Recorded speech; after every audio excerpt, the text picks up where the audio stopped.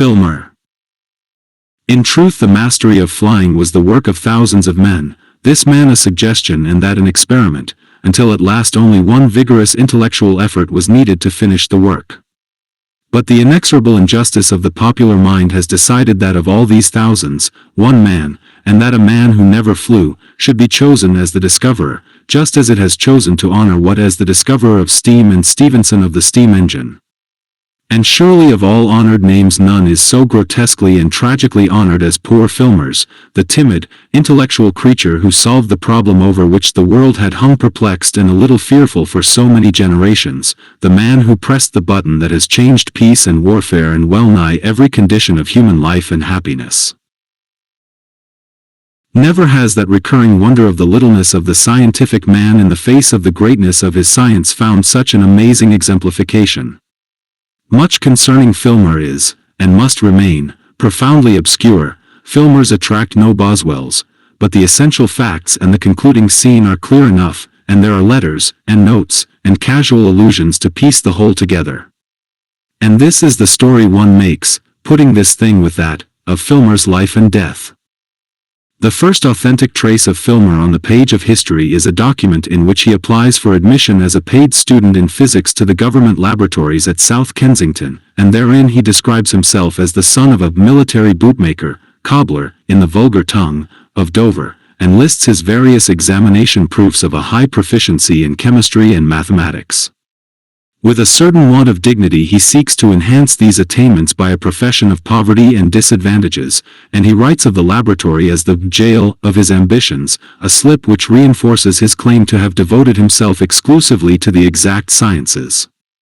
The document is endorsed in a manner that shows Filmer was admitted to this coveted opportunity, but until quite recently no traces of his success in the government institution could be found. It has now, however, been shown that in spite of his professed zeal for research, Filmer, before he had held this scholarship a year, was tempted, by the possibility of a small increase in his immediate income, to abandon it in order to become one of the 9 pence an hour computers employed by a well-known professor in his vicarious conduct of those extensive researches of his in solar physics, researches which are still a matter of perplexity to astronomers. Afterwards, for the space of 7 years, save for the pass lists of the London University, in which he is seen to climb slowly to a double first-class B.Sc. in mathematics and chemistry, there is no evidence of how Filmer passed his life.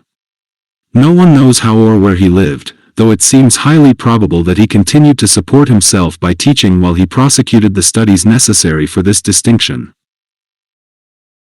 And then, oddly enough, one finds him mentioned in the correspondence of Arthur Hicks, the poet. You remember Filmer, Hicks writes to his friend Vance. Well, he hasn't altered a bit, the same hostile mumble and the nasty chin. How can a man contrive to be always 3 days from shaving, and a sort of furtive air of being engaged in sneaking in front of one? Even his coat and that frayed collar of his show no further signs of the passing years. He was writing in the library and I sat down beside him in the name of God's charity, whereupon he deliberately insulted me by covering up his memoranda. It seems he has some brilliant research on hand that he suspects me of all people, with a Bodley booklet printing, of stealing. He has taken remarkable honors at the university. He went through them with a sort of hasty slobber, as though he feared I might interrupt him before he had told me all, and he spoke of taking his D.Sc., as one might speak of taking a cab. And he asked what I was doing, with a sort of comparative accent, and his arm was spread nervously, positively a protecting arm, over the paper that hid the precious idea, his one hopeful idea. Poetry, he said, poetry. And what do you profess to teach in it, Hicks? The thing's a provincial professorling in the very act of budding, and I thank the Lord devoutly that but for the precious gift of indolence I also might have gone this way to D.Sc. and destruction. A curious little vignette that I am inclined to think caught Filmer in or near the very birth of his discovery. Hicks was wrong in anticipating a provincial professorship for Filmer.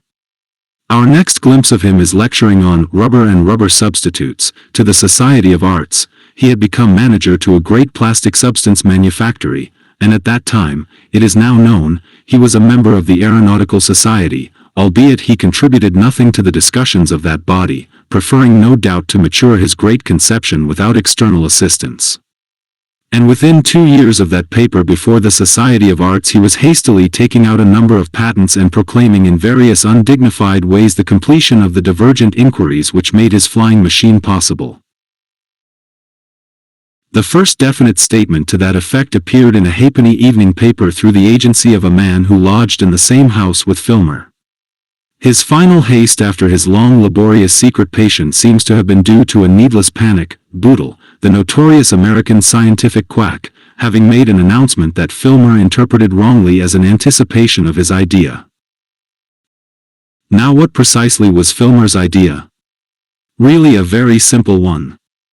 Before his time the pursuit of aeronautics had taken two divergent lines, and had developed on the one hand balloons, large apparatus lighter than air, easy in ascent, and comparatively safe in descent, but floating helplessly before any breeze that took them, and on the other, flying machines that flew only in theory, vast flat structures heavier than air, propelled and kept up by heavy engines and for the most part smashing at the first descent. But, neglecting the fact that the inevitable final collapse rendered them impossible, the weight of the flying machines gave them this theoretical advantage, that they could go through the air against a wind, a necessary condition if aerial navigation was to have any practical value. It is Filmer's particular merit that he perceived the way in which the contrasted and hitherto incompatible merits of balloon and heavy flying machine might be combined in one apparatus, which should be at choice either heavier or lighter than air. He took hints from the contractile bladders of fish and the pneumatic cavities of birds. He devised an arrangement of contractile and absolutely closed balloons which when expanded could lift the actual flying apparatus with ease, and when retracted by the complicated musculature he wove about them, were withdrawn almost completely into the frame, and he built the large framework which these balloons sustained, of hollow, rigid tubes, the air in which, by an ingenious contrivance, was automatically pumped out as the apparatus fell, and which then remained exhausted so long as the aeronaut desired. There were no wings or propellers to his machine, such as there had been to all previous aeroplanes, and the only engine required was the compact and powerful little appliance needed to contract the balloons. He perceived that such an apparatus as he had devised might rise with frame exhausted and balloons expanded to a considerable height, might then contract its balloons and let the air into its frame, and by an adjustment of its weight slide down the air in any desired direction. As it fell it would accumulate velocity and at the same time lose weight, and the momentum accumulated by its downrush could be utilized by means of a shifting of its weights to drive it up in the air again as the balloons expanded. This conception, which is still the structural conception of all successful flying machines, needed, however, a vast amount of toil upon its details before it could actually be realized, and such toil Filmer, as he was accustomed to tell the numerous interviewers who crowded upon him in the heyday of his fame, ungrudgingly and unsparingly gave. His particular difficulty was the elastic lining of the contractile balloon. He found he needed a new substance, and in the discovery and manufacture of that new substance he had, as he never failed to impress upon the interviewers, performed a far more arduous work than even in the actual achievement of my seemingly greater discovery. But it must not be imagined that these interviews followed hard upon Filmer's proclamation of his invention. An interval of nearly 5 years elapsed during which he timidly remained at his rubber factory. He seems to have been entirely dependent on his small income from this source, making misdirected attempts to assure a quite indifferent public that he really had invented what he had invented. He occupied the greater part of his leisure in the composition of letters to the scientific and daily press, and so forth, stating precisely the net result of his contrivances, and demanding financial aid. That alone would have sufficed for the suppression of his letters. He spent such holidays as he could arrange in unsatisfactory interviews with the doorkeepers of leading London papers. He was singularly not adapted for inspiring hall porters with confidence, and he positively attempted to induce the War Office to take up his work with him. There remains a confidential letter from Major General Volleyfire to the Earl of Frogs. "The man's a crank and a bounder to boot," says the Major General in his bluff, sensible, army way, and so left it open for the Japanese to secure, as they subsequently did, the priority in this side of warfare, a priority they still to our great discomfort retain. And then by a stroke of luck the membrane Filmer had invented for his contractile balloon was discovered to be useful for the valves of a new oil engine, and he obtained the means for making a trial model of his invention. He threw up his rubber factory appointment, desisted from all further writing, and, with a certain secrecy that seems to have been an inseparable characteristic of all his proceedings, set to work upon the apparatus. He seems to have directed the making of its parts and collected most of it in a room in Shoreditch, but its final putting together was done at Dymchurch, in Kent. He did not make the affair large enough to carry a man, but he made an extremely ingenious use of what were then called the Marconi rays to control its flight. The first flight of this first practicable flying machine took place over some fields near Burford Bridge, near Hythe, in Kent, and Filmer followed and controlled its flight upon a specially constructed motor tricycle. The flight was, considering all things, an amazing success. The apparatus was brought in a cart from Dymchurch to Burford Bridge, ascended there to a height of nearly 300 feet, swooped thence very nearly back to Dymchurch, came about in its sweep, rose again, circled, and finally sank uninjured in a field behind the Burford Bridge Inn. At its descent a curious thing happened. Filmer got off his tricycle, scrambled over the intervening dike, advanced perhaps 20 yards towards his triumph, threw out his arms in a strange gesticulation, and fell down in a dead faint. Every one could then recall the ghastliness of his features and all the evidences of extreme excitement they had observed throughout the trial, things they might otherwise have forgotten. Afterwards in the inn he had an unaccountable gust of hysterical weeping. Altogether there were not 20 witnesses of this affair, and those for the most part uneducated men. The New Romney doctor saw the ascent but not the descent, his horse being frightened by the electrical apparatus on Filmer's tricycle and giving him a nasty spill.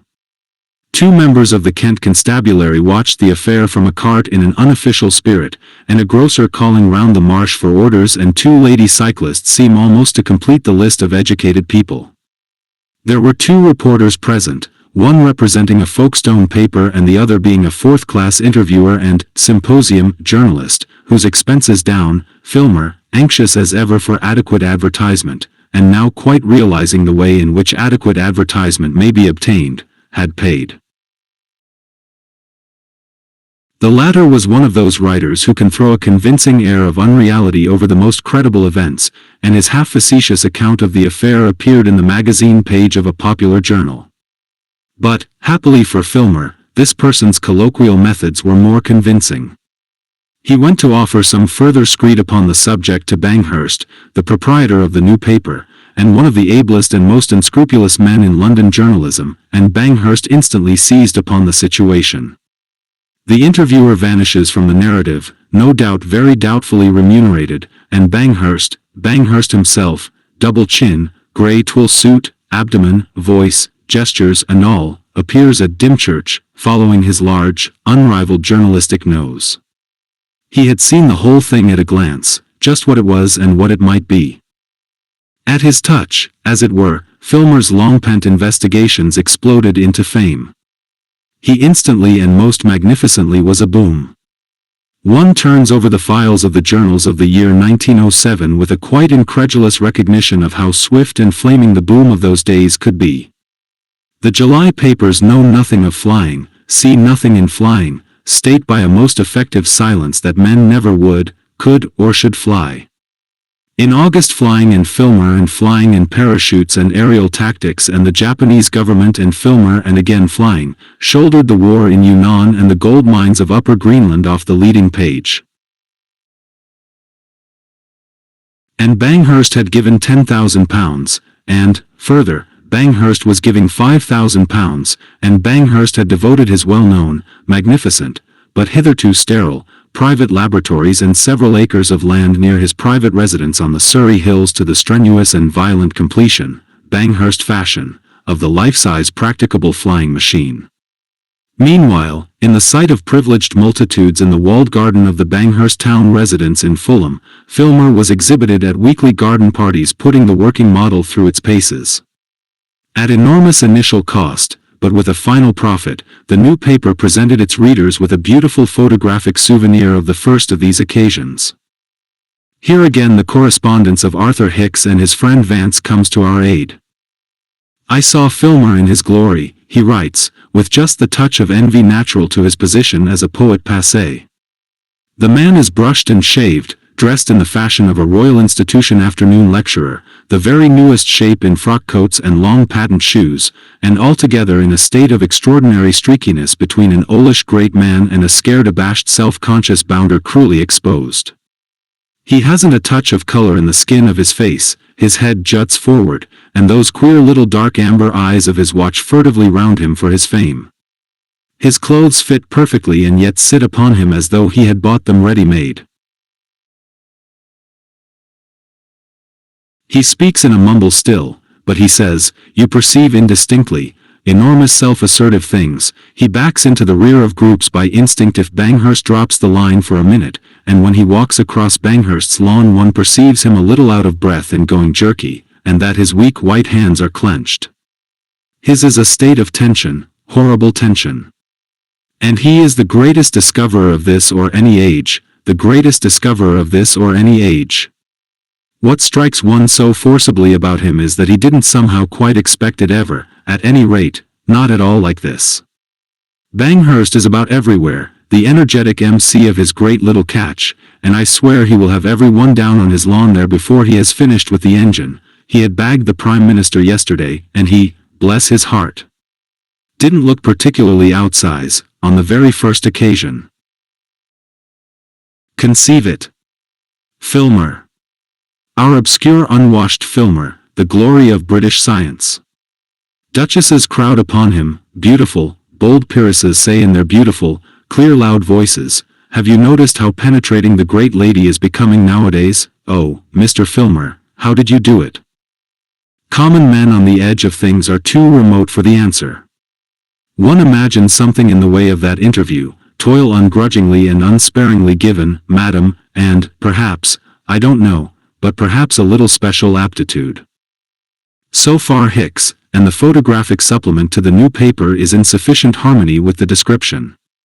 In one picture the machine swings down towards the river, and the tower of Fulham Church appears below it through a gap in the elms, and in another, Filmer sits at his guiding batteries, and the great and beautiful of the earth stand around him, with Banghurst massed modestly but resolutely in the rear.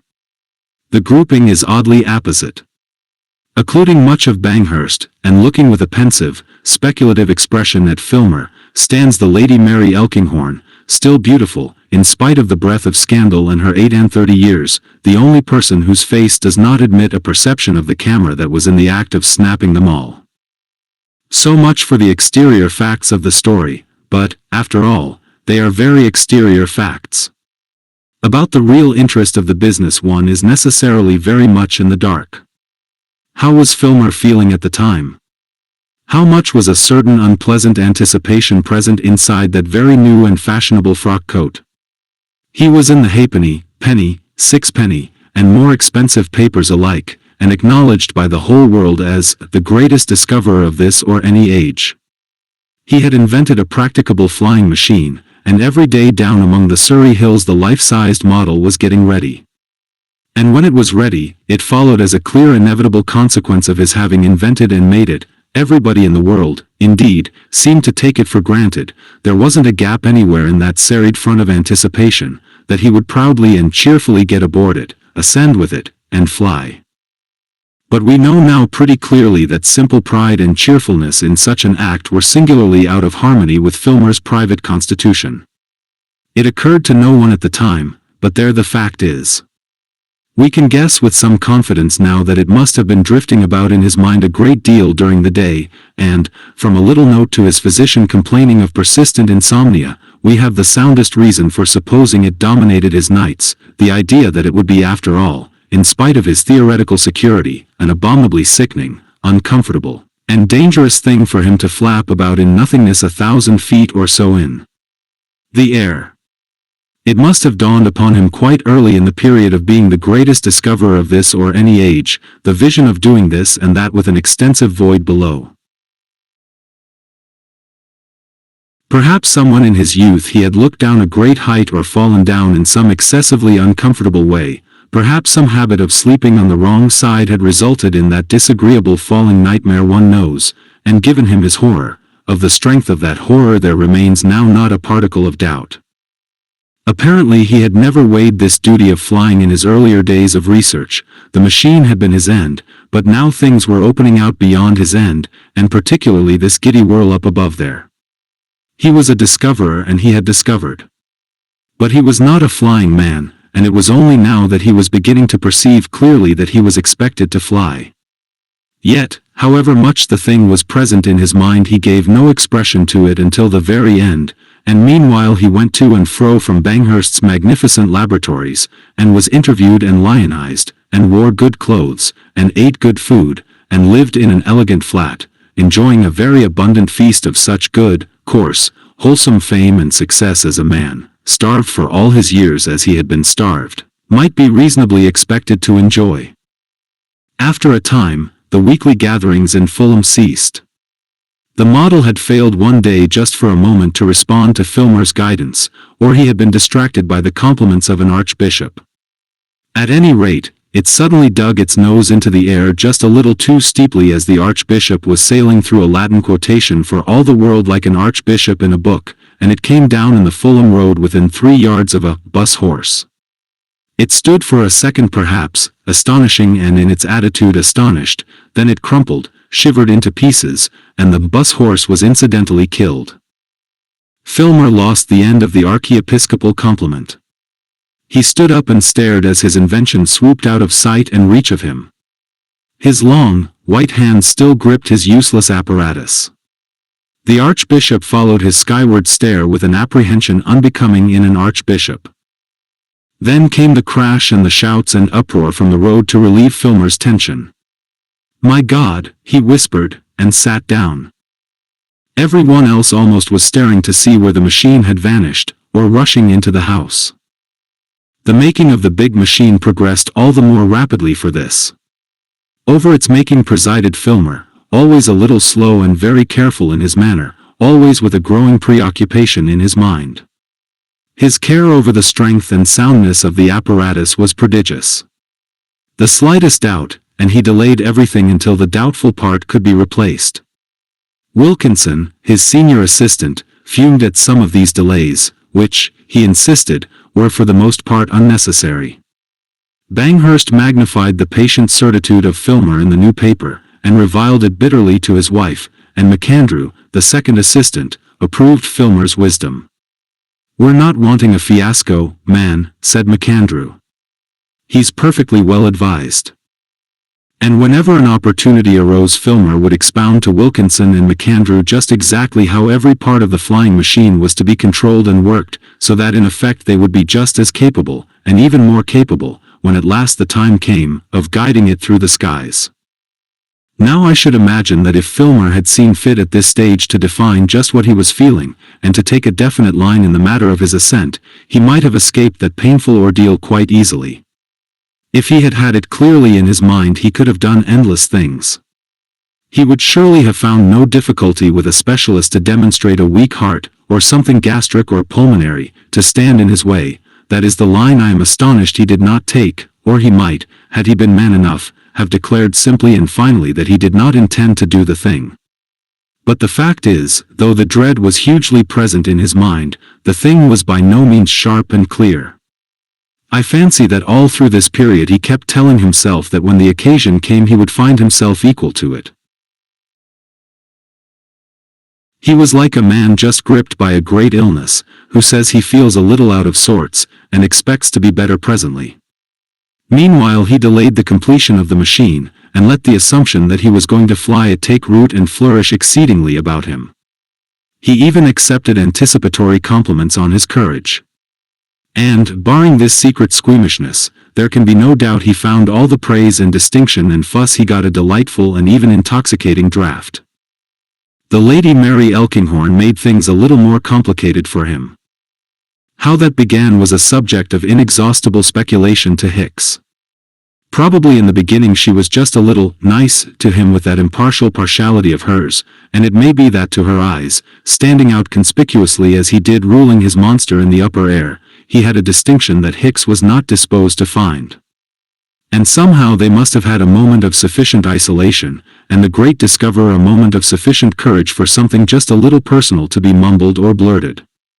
However it began, there is no doubt that it did begin, and presently became quite perceptible to a world accustomed to find in the proceedings of the Lady Mary Elkinghorn a matter of entertainment. It complicated things, because the state of love in such a virgin mind as Filmer's would brace his resolution, if not sufficiently, at any rate considerably towards facing a danger he feared, and hampered him in such attempts at evasion as would otherwise be natural and congenial. It remains a matter for speculation just how the Lady Mary felt for Filmer and just what she thought of him. At 38 one may have gathered much wisdom and still be not altogether wise, and the imagination still functions actively enough in creating glamours and effecting the impossible. He came before her eyes as a very central man, and that always counts, and he had powers, unique powers as it seemed, at any rate in the air. The performance with the model had just a touch of the quality of a potent incantation, and women have ever displayed an unreasonable disposition to imagine that when a man has powers he must necessarily have power. Given so much, and what was not good in Filmer's manner and appearance became an added merit. He was modest, he hated display, but given an occasion where true qualities are needed, then one would see. The late Mrs. Bampton thought it wise to convey to Lady Mary her opinion that Filmer, all things considered, was rather a grub. "He's certainly not a sort of man I have ever met before," said the Lady Mary, with a quite unruffled serenity. And Mrs. Bampton, after a swift, imperceptible glance at that serenity, decided that so far as saying anything to Lady Mary went, she had done as much as could be expected of her. But she said a great deal to other people.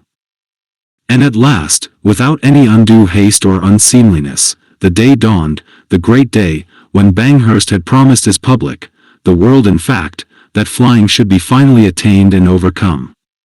Filmer saw it dawn, watched even in the darkness before it dawned, watched its stars fade and the gray and pearly pinks give place at last to the clear blue sky of a sunny, cloudless day. He watched it from the window of his bedroom in the new-built wing of Banghurst's Tudor house. And as the stars were overwhelmed and the shapes and substances of things grew into being out of the amorphous dark, he must have seen more and more distinctly the festive preparations beyond the beech clumps near the green pavilion in the outer park, the 3 stands for the privileged spectators, the raw, new fencing of the enclosure, the sheds and workshops, the Venetian masts and fluttering flags that Banghurst had considered essential, black and limp. In the breezeless dawn, and amidst all these things a great shape covered with tarpauling. A strange and terrible portent for humanity was that shape, a beginning that must surely spread and widen and change and dominate all the affairs of men, but to Filmer it is very doubtful whether it appeared in anything but a narrow and personal light. Several people heard him pacing in the small hours, for the vast place was packed with guests by a proprietor-editor who, before all understood compression.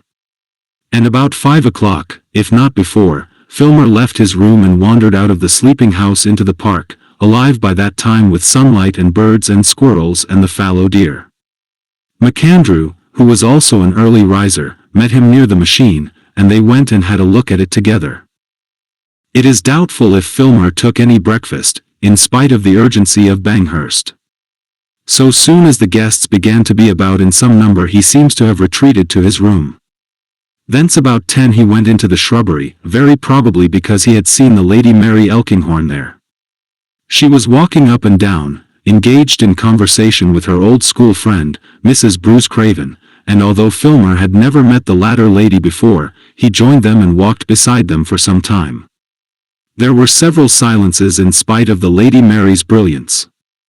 The situation was a difficult one, and Mrs. Bruce Craven did not master its difficulty. "He struck me," she said afterwards with a luminous self-contradiction, "as a very unhappy person who had something to say, and wanted before all things to be helped to say it. But how was one to help him when one didn't know what it was?" At 11:30 the enclosures for the public in the outer park were crammed, there was an intermittent stream of equipages along the belt which circles the outer park, and the house party was dotted over the lawn and shrubbery and the corner of the inner park, in a series of brilliantly attired knots, all making for the flying machine. Filmer walked in a group of 3 with Banghurst, who was supremely and conspicuously happy, and Sir Theodore Hickle, the president of the Aeronautical Society. Mrs. Banghurst was close behind with the Lady Mary Elkinghorn, Georgina Hickle, and the Dean of Stays. Banghurst was large and copious in speech, and such interstices as he left were filled in by Hickle with complimentary remarks to Filmer. And Filmer walked between them saying not a word except by way of unavoidable reply. Behind, Mrs.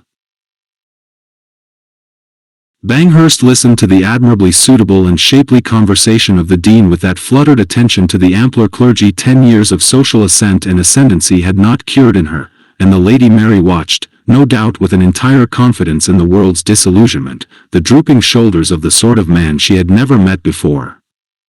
There was some cheering as the central party came into view of the enclosures, but it was not very unanimous nor invigorating cheering. They were within 50 yards of the apparatus when Filmer took a hasty glance over his shoulder to measure the distance of the ladies behind them, and decided to make the first remark he had initiated since the house had been left. His voice was just a little hoarse, and he cut in on Banghurst in mid-sentence on progress. "I say, Banghurst," he said, and stopped. "Yes," said Banghurst. "I wish," he moistened his lips. "I'm not feeling well." Banghurst stopped dead. He shouted. "A queer feeling." Filmer made to move on, but Banghurst was immovable. "I don't know. I may be better in a minute. If not, perhaps." "MacAndrew." "You're not feeling well," said Banghurst, and stared at his white face. "My dear," he said, as Mrs. Banghurst came up with them, "Filmer says he isn't feeling well." "A little queer," exclaimed Filmer, avoiding the Lady Mary's eyes. "It may pass off." There was a pause. It came to Filmer that he was the most isolated person in the world. "In any case," said Banghurst, "the ascent must be made. Perhaps if you were to sit down somewhere for a moment." "It's the crowd, I think," said Filmer. There was a second pause. Banghurst's eye rested in scrutiny on Filmer, and then swept the sample of public in the enclosure. "It's unfortunate," said Sir Theodore Hickle, "but still, I suppose, your assistance, of course, if you feel out of condition and disinclined." "I don't think Mr. Filmer would permit that for a moment," said Lady Mary. "But if Mr. Filmer's nerve is run, it might even be dangerous for him to attempt," Hickle coughed. "It's just because it's dangerous," began the Lady Mary, and felt she had made her point of view and Filmer's plain enough. Conflicting motives struggled for Filmer. "I feel I ought to go up," he said, regarding the ground. He looked up and met the Lady Mary's eyes. "I want to go up," he said, and smiled whitely at her. He turned towards Banghurst. "If I could just sit down somewhere for a moment out of the crowd and sun." Banghurst, at least, was beginning to understand the case. "Come into my little room in the green pavilion," he said. "It's quite cool there." He took Filmer by the arm. Filmer turned his face to the Lady Mary Elkinghorn again. "I shall be all right in 5 minutes," he said. "I'm tremendously sorry." The Lady Mary Elkinghorn smiled at him. "I couldn't think," he said to Hickle, and obeyed the compulsion of Banghurst's pull. The rest remained watching the two recede. "He is so fragile," said the Lady Mary. "He's certainly a highly nervous type," said the Dean, whose weakness it was to regard the whole world, except married clergymen with enormous families, as neurotic. "Of course," said Hickle, "it isn't absolutely necessary for him to go up because he has invented." "How could he avoid it?" asked the Lady Mary, with the faintest shadow of scorn. "It's certainly most unfortunate if he's going to be ill now," said Mrs. Banghurst a little severely. "He's not going to be ill," said the Lady Mary, and certainly she had met Filmer's eye. "You'll be all right," said Banghurst, as they went towards the pavilion. "All you want is a nip of brandy. It ought to be you, you know. You'd get it rough, you know, if you let another man." "Oh, I want to go," said Filmer. "I shall be all right. As a matter of fact, I'm almost inclined now." "No. I think I'll have that nip of brandy first." Banghurst took him into the little room and routed out an empty decanter. He departed in search of a supply. He was gone perhaps 5 minutes. The history of those 5 minutes cannot be written. At intervals Filmer's face could be seen by the people on the easternmost of the stands erected for spectators, against the window pane peering out, and then it would recede and fade. Banghurst vanished shouting behind the grand stand, and presently the butler appeared going pavilionward with a tray. The apartment in which Filmer came to his last solution was a pleasant little room very simply furnished with green furniture and an old bureau, for Banghurst was simple in all his private ways. It was hung with little engravings after Morland, and it had a shelf of books. But as it happened, Banghurst had left a rook rifle he sometimes played with on the top of the desk, and on the corner of the mantel-shelf was a tin with 3 or 4 cartridges remaining in it. As Filmer went up and down that room wrestling with his intolerable dilemma, he went first towards the neat little rifle athwart the blotting pad and then towards the neat little red label. .22 long. The thing must have jumped into his mind in a moment. Nobody seems to have connected the report with him, though the gun, being fired in a confined space, must have sounded loud, and there were several people in the billiard room, separated from him only by a lathan-plaster partition. But directly Banghurst's butler opened the door and smelt the sour smell of the smoke, he knew, he says, what had happened. For the servants at least of Banghurst's household had guessed something of what was going on in Filmer's mind. All through that trying afternoon Banghurst behaved as he held a man should behave in the presence of hopeless disaster, and his guests for the most part succeeded in not insisting upon the fact, though to conceal their perception of it altogether was impossible, that Banghurst had been pretty elaborately and completely swindled by the deceased. The public in the enclosure, Hicks told me, dispersed, like a party that has been ducking a welsher, and there wasn't a soul in the train to London, it seems, who hadn't known all along that flying was a quite impossible thing for man. But he might have tried it, said many, after carrying the thing so far. In the evening, when he was comparatively alone, Banghurst broke down and went on like a man of clay. I have been told he wept, which must have made an imposing scene, and he certainly said Filmer had ruined his life, and offered and sold the whole apparatus to MacAndrew for £half-a-crown. "I've been thinking," said MacAndrew at the conclusion of the bargain, and stopped. The next morning the name of Filmer was, for the first time, less conspicuous in the new paper than in any other daily paper in the world. The rest of the world's instructors, with varying emphasis, according to their dignity and the degree of competition between themselves and the new paper, proclaimed the entire failure of the new flying machine, and suicide of the impostor. But in the district of North Surrey the reception of the news was tempered by a perception of unusual aerial phenomena. Overnight Wilkinson and MacAndrew had fallen into violent argument on the exact motives of their principal's rash act. The man was certainly a poor, cowardly body, but so far as his science went he was no impostor, said MacAndrew, and I'm prepared to give that proposition a very practical demonstration, Mr. Wilkinson, so soon as we've got the place a little more to ourselves. For I've no faith in all this publicity for experimental trials. And to that end, while all the world was reading of the certain failure of the new flying machine, MacAndrew was soaring and curvetting with great amplitude and dignity over the Epsom and Wimbledon divisions, and Banghurst, restored once more to hope and energy, and regardless of public security and the Board of Trade, was pursuing his gyrations and trying to attract his attention, on a motor car and in his pajamas. He had caught sight of the ascent when, pulling up the blind of his bedroom window, equipped, among other things, with a film camera that was subsequently discovered to be jammed. And Filmer was lying on the billiard table in the green pavilion with a sheet about his body.